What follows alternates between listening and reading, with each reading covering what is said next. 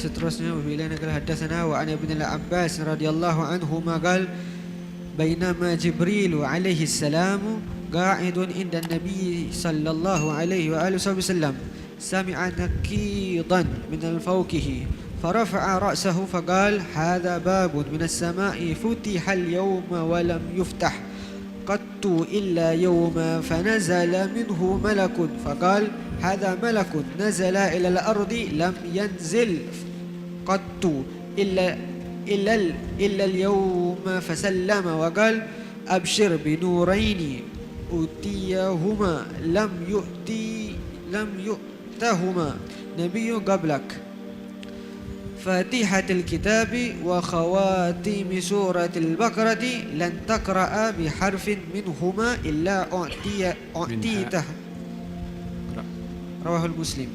Dari Ibnu Abbas radhiyallahu anhu berkata, suatu saat ketika Jibril alaihi salam duduk bersama Nabi sallallahu alaihi wasallam, tiba-tiba terdengarlah suara dari arah atas. Kemudian ia mengangkat kepala dan berkata, sesungguhnya ini suara pintu langit yang pada hari ini dibuka di mana sebelumnya belum pernah dibuka. Dan akan turunlah daripadanya malaikat. Ia berkata pula, ini adalah malaikat yang turun ke bumi di mana sebelum hari ini ia belum pernah turun. Kemudian ia memberi salam dan berkata, sambutlah kabar gembira dengan diturunkannya dua nur yang mana belum pernah disampaikan kepada Nabi sebelum kamu, yakni Fatihatul Kitab dan beberapa ayat daripada akhir surah Al-Baqarah, di mana bila mana kamu membaca satu huruf daripadanya, saya akan diberikan apa yang kamu harapkan. Riwayat Muslim. Naam, ayat ini atau hadis ini menceritakan tentang kemuliaan surat Al-Fatihah dan surat akhir surat Al-Baqarah, daripada amanar rasuluh sampai akhir surat Al-Baqarah. Dalam hadis dinyatakan masa turunnya dua perkara ini, surat Fatihah dan dua ayat akhir surat Al-Baqarah, pintu langit dibuka oleh Allah yang tak pernah dibuka sebelum ini. Bermula langit diciptakan oleh Allah dan langit memiliki pintu, wa futihatis sama'u fakanat abwaba, dan langit dibuka dan pada langit ada pintu-pintu. Sebanyak pintu langit itu dibuka oleh Allah Subhanahu wa taala semata-mata untuk malaikat membawa dua perkara ini, surat Fatihah dan juga dua ayat daripada surat Al-Baqarah. Ianya umpama seperti zaffah, digiring atau diiringi sambutan yang meriah karena hebatnya dua perkara ini, surat Al-Baqarah, surat Al-Fatihah dan dua ayat surat Al-Baqarah yang terakhir, maka diraikan oleh para malaikat yang tak pernah turun seramai itu malaikat untuk membawa dua perkara ini, surat Al-Fatihah dan dua ayat terakhir daripada surat Al-Baqarah. Ianya menunjukkan kepada dua perkara tersebut.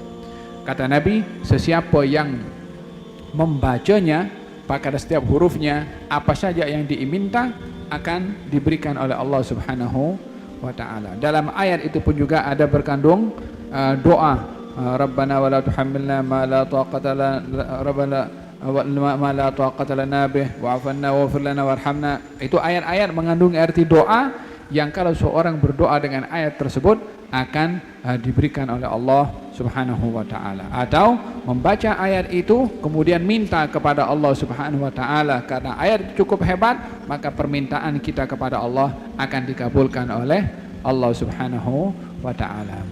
Ayat kursi digalakkan dibaca ketika hendak tidur, termasuk daripada ayat yang surat Al-Fatihah dan surat akhir surat Al-Baqarah hendaklah dibaca juga ketika hendak tidur, selain daripada tasbih 33, tahmid 33, takbir 34, kemudian qul huwallahu ahad, qul a'udzu birabbil falaq, qul a'udzu birabbin nas 3 kali, tiupkan tangan, usapkan kepada seluruh badan. Kesemua itu bahagian daripada amalan yang perlu untuk dilakukan ketika hendak tidur. Ayat kursi, surat Al-Fatihah, ayat kursi, akhir surat Al-Baqarah, tasbih 33, tahmid 33, takbir 34, lalu baca qul huwallahu ahad, qul a'udzu birabbil falaq, qul a'udzu birabbin nas 33, tiupkan tangan 3 kali, usapkan kepada seluruh badan. Baru tidurnya ini tidur dikelilingi dengan kebaikan. syaitan tak dekat. Faham dong? Wa hakadha, tunjuk ajar Nabi Muhammad sallallahu alaihi wa ala alihi wa sahbihi wasallam, wallahu a'lam.